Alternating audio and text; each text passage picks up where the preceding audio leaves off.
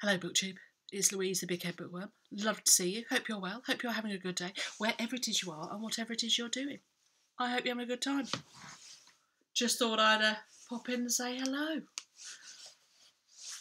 Are you having a good day? Are you glad it's February? Woohoo! It's the 1st of February today. January is over. Bye. But I just thought I'd come in and say hi. No. What? Something's different about me. Yes, I'm wearing my new coat. Look. This is a coat that I mentioned last week when I was having my it's my new coat excitement. And quite a few people said, would you please wear your new coat, or can we see a picture of it? I thought, I could do better than a picture. I can show you it. You can see how it moves with me. The hood moves a bit too much for me at the moment. It's doing all sorts of hair. And I have noticed I'm not going to be able to sneak up on anybody. I'm going to have to work at sneaking in my new coat. Because at the moment, I'm not going to surprise anybody. But yes, this is my new coat. There we go.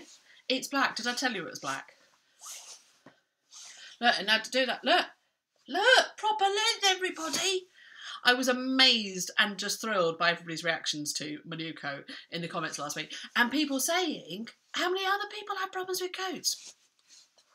We have a coat issue, people, in this society. Don't. So yes, here we are. This is my new coat, and I had to take it off because it's quite warm. As coats are, black on the inside. It's black, really. It's a good job. I like black.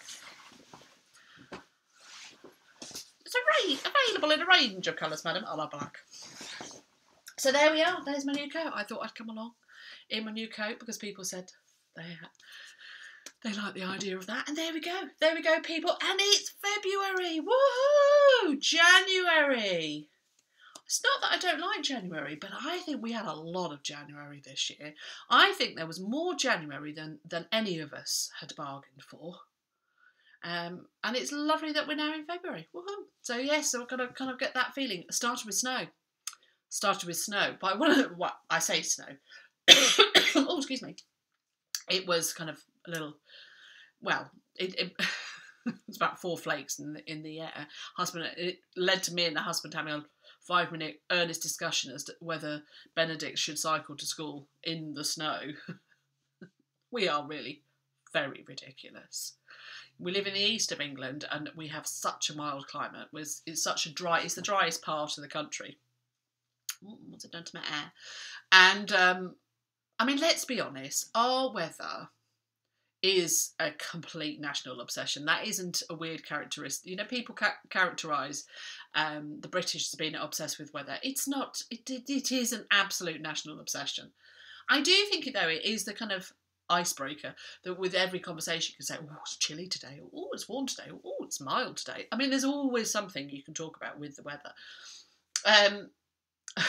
So through the summer it's like, oh, isn't it hot? But our climate goes from as cold as, oh, it's a bit chilly today, must remember my scarf, to, oh, it's a bit warm today, probably going to sit in the shade. I mean, we don't really have many days of extremes in this area. We are very mild. Majority of the days are obviously, oh, it's a bit chilly, must put my coat on, or oh, it's a bit hot, I don't think I need a coat. That's it. And yet, we do focus on it an awful lot. The husband would really like snow. It is a source of pain in this house. Benedict would really like snow, but the person that would really like snow is the husband. And I did have to say, are we going to have to move to somewhere where they do have snow? Because I'm not sure year on year we can all go through this. It's quite extreme. His bitter disappointment with the lack of snow that we're having. We could just do like 3 or 4 days of big snow and then it could go. I think we'll be done for the year. But no, at the moment, we keep getting it. And what's worse is we get weather reports that people 20 miles down the road have snow. And his disappointment is like, oh, so how I could take it. So yeah, so thank you very much, everybody, for the lovely comments on the last video. And thank you, everybody, that came along and watched my first Tuesday knit group video. Unusually for me, but I'm actually going to put a link in the description box of this video should you care to come along and join the Tuesday knit group. You don't have to knit. or have anything yarny, but you do have to like having a chat, because that's basically what it is. It's an extended version of this with knitting. And I did my first one, and it felt a lot more comfortable, because I suppose it has this kind of chatty feel. As I had somebody noisily unsubscribe last week because I was going on too long. I completely understand. Don't let the door hit you on the way out. If you want to go, go. So yes, I guess if you're here with me now, you know I am not always on point with what I talk about. I do talk about a variety of things. I'm diverse, as we might say. So thank you very much for all the comments. I leave all the comments that people I leave up, and it's good to see that there are conversations that go on with people, whether people are talking about diversity and how it means for them. I would just say I conflated two things that went together, and I'm really conscious that I did that. I was talking about diversity, discussions of race and inclusivity and diversity in the knitting world, and I linked it with our discussions from previous years about diversity in the booktube, and they're two very separate issues, and I had kind of conflated them in my head. So I kind of see where it came out of the blue. My discussions, if you hadn't been living with me, you wouldn't know when that was what I was talking about. So I appreciate everybody's comments about it. I have no plans for doing diversity bingo or anything like that. That's not something for me. As soon as you make me try and read something, I'm going to go, huh! I'm like that. I'm like trying to get me to read something like that. It's like trying to put a cat in a cat box. I mean, I've always got another paw to stop you getting me into something like that. But I do think I do need to focus on reading from a variety of sources, and reading because of different worldviews. And I think that's because I want to have a more challenging aspect to some of my reading. So whilst I do like reading for comfort and escapism, and that's absolutely fine, and you're right, I don't think about who has written it. I want to have a little part of my reading that does challenge me, and does make me think, and does expand my understanding of the world and people's experiences in the world. So that's just where I'm coming from, and what I'm thinking about.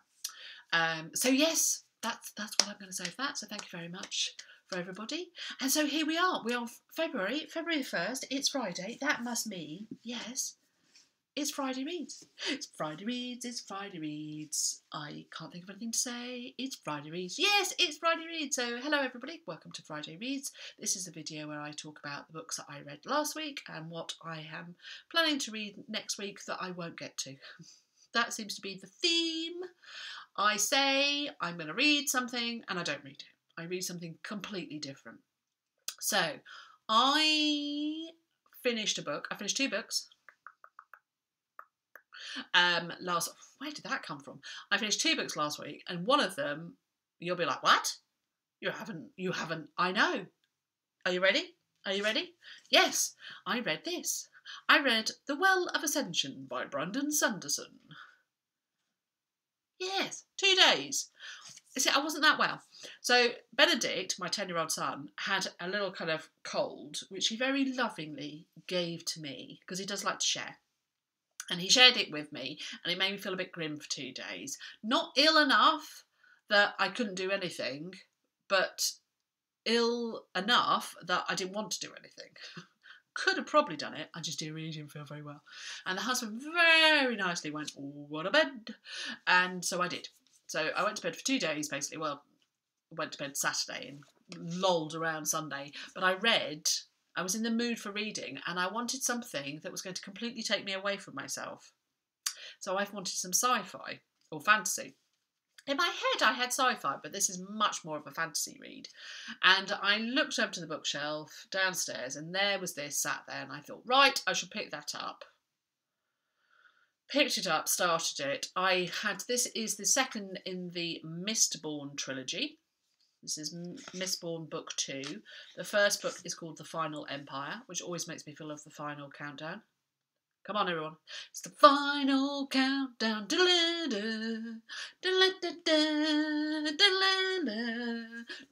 No, right, stop there. No, stop. Stop. Okay. So yes, this is the second book in that series, Mistborn series. I had read the first one probably about 2 years ago. So the first, I'd say 50 pages of this, I was going, what? What? Huh?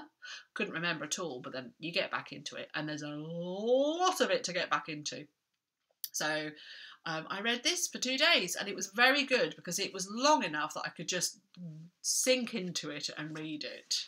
And it was involved enough that there was lots to involve myself in. I enjoyed it.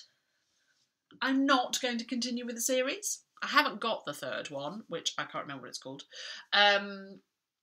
Hero of Ages. There we are. I can remember the third one. I'm not going to read it, basically. I did really enjoy this one. I really enjoyed the first one. I thought it was very good. I thought the descriptions of the magic system in the first one was repetitive, if I'm quite honest with you. The first one, I lost my way about halfway through. But then I found the ending really did well. So much so, I was looking forward to reading the second one. Second one, the direction of some of the characters, I was really disappointed with. And unfortunately, I can't say much more than that, because unless you've read the first one, I don't want to give anything away of the first one with the second one. But there was one character in particular who was really spunky, and it was like, there are so few female characters in this. There are so few female characters. And one of them, who was really spunky and great in the first one, just seemed to spend the entire of this book worrying about how her boyfriend felt about her. It was like, yeah, okay, and there's a lot of worrying about your boyfriend time in this. And some of the battles, some of the kind of battle stuff, it was just like repetitive again. I enjoyed it enough that when I finished it, that it was engrossed me, and that I finished the book and I was like, oh yeah. And then for the next day or two, I was like, yeah, that was irritating. Yeah, that was that. Not sure about it.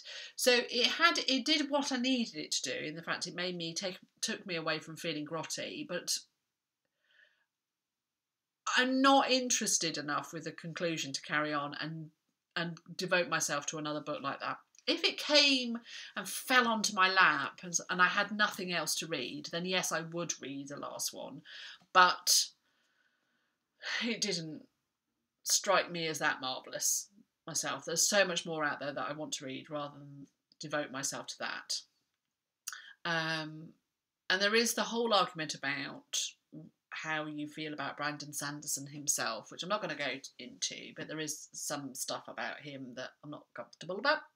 So, yes, there we go. So that's how I feel about this. So it's The Well of Ascension by Brandon Sanderson. I read it, and yes, if you enjoyed it and you enjoyed the trilogy, then that's absolutely grand. It's probably not going to be for me, but there we go. So there was that. And then what was the other book? I like to vary my reading. Yes, I read Pride and Prejudice by Jane Austen. Now, I was listening to a podcast and somebody was talking about Pride and Prejudice, and it just made me hanker for it.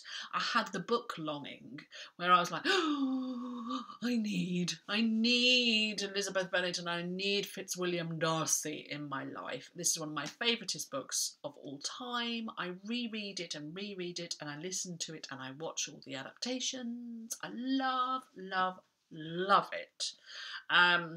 Unreservedly love this book. So this is my hardback cloth-bound edition from Penguin, which the husband bought me. But I actually listened to it on audio, and I listened to the Audible original with Rosamund Pike reading it, and she did a fine job, I have to say. I think I prefer some of the other ones, but it was very enjoyable. But then I love the story so much. Mr. Darcy. Oh, Mr. Darcy. All the feels for Mr. Darcy. So that was an absolute joy. So that was a bit of a change, isn't it? My week, I like a bit of variety. So that was that. So I listened to that, and that was glorious and wonderful and comforting and everything. I have been reading picked this up just on a whim, as I do with my JD Robs, and this is Origin in Death. This is number of the In Death series. Let's have a look, see how many there are. Oh, okay, it's probably about number 20, 25, something like that. I think it's one of the best. What she does with this one and where she takes the story, I think was really good.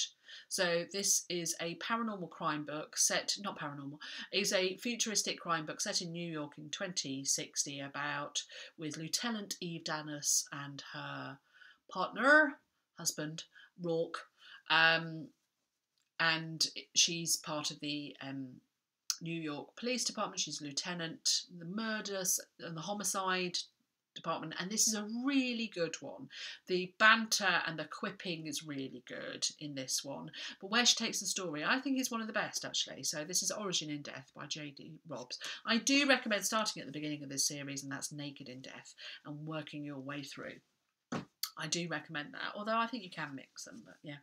And I'm also this far through These Three Remain, which is fan fiction. So this is a novel of Fitzwilliam Darcy Gentleman. So this is the Gentleman trilogy.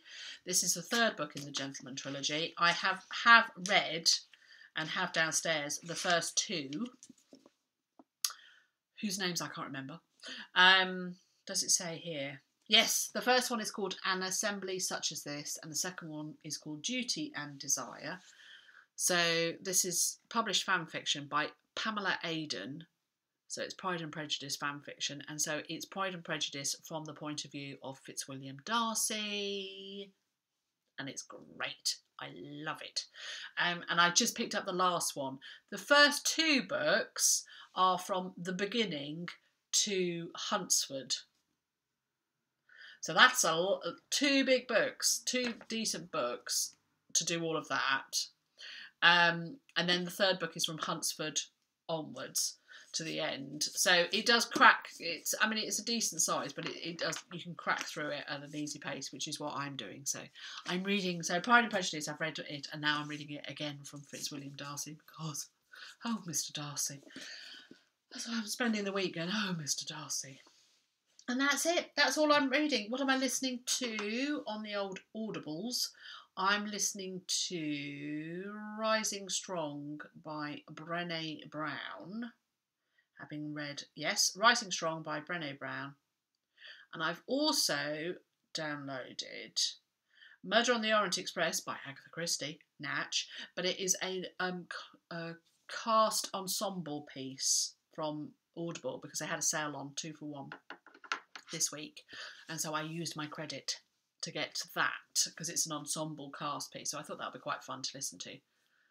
Another Agatha Christie that I love, and I thought I'd read.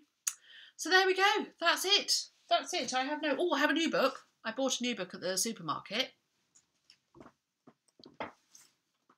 That's shiny. Shiny on there. Look at that. Ooh, shiny. And it's A Curse So Dark and Lowly by Bridget Kemmerer. Kemmerer. Can you see that? Kemmerer. It's a modern retelling of Beauty and the Beast. I'd seen it on somebody else's channel. I think they had it in hardback.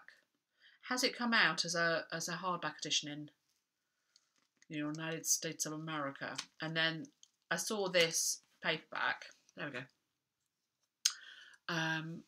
In the supermarket. And I haven't seen anything in the supermarket recently that has caught my fancy. I haven't seen many new books, actually, that have caught my fancy.